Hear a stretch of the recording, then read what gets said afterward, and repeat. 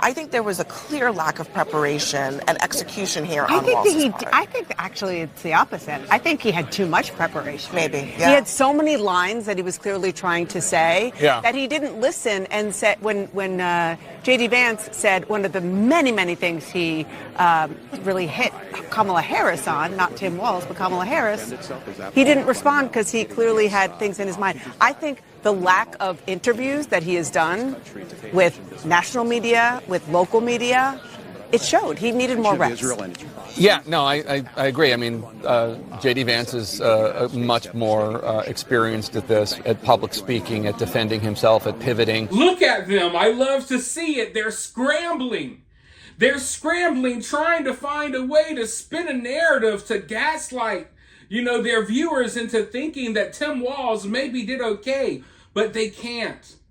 They can't. They simply cannot, because the reality is that Tim Walz absolutely bombed in this debate. He absolutely got eviscerated by J.D. Vance. And I'm not a J.D. Vance guy. I'm not a J.D. Vance fanboy.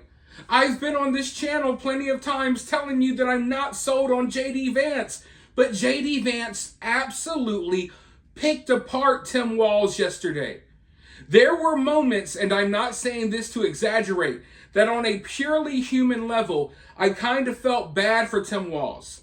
He looked like a deer caught in the headlights. He looked scared. He looked like a little kid that was being bullied. That's how it looked. It was extremely... I was almost shocked. Because, listen, I thought J.D. Vance would win the debate. I didn't see it going the way it went. That was absolutely terrible for Tim Walz. I don't think it could have really gone worse for him. All in all now, the debate was classy. They kept it cordial. I think that was nice to see. I'll say that was nice to see. But other than that, you know what? I'll give credit where credit is due.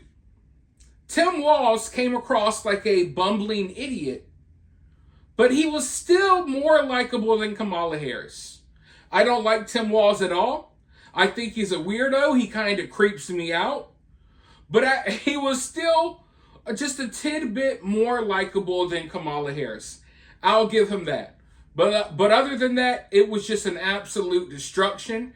They could have ended it after 15 minutes, but it kept going and going and going. And Tim Walz just kept looking more and more frightened and flabbergasted by the moment. It was a sad sight to see. But waking up this morning was something else, because listen, we got a lot of bad stuff happening in this world. We got a possible war looming with Iran.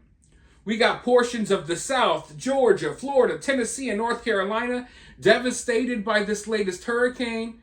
And luckily this morning we were all provided with comedic gold as we watched the mainstream news react to last night's debate. And I'm telling you, even the outlets that are so pro-Democrat that it's just not even funny, they are having a hard time spinning this one.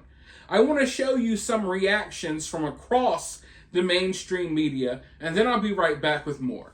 There is no doubt in my mind, however Governor Walz did in terms of sincerity, that Vance won this debate.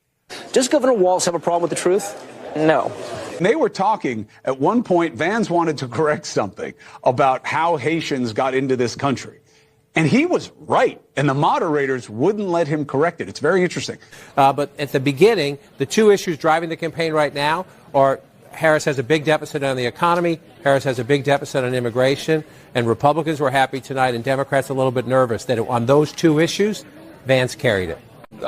J.D. Vance is much more experienced at this, at public speaking, at defending himself, at pivoting.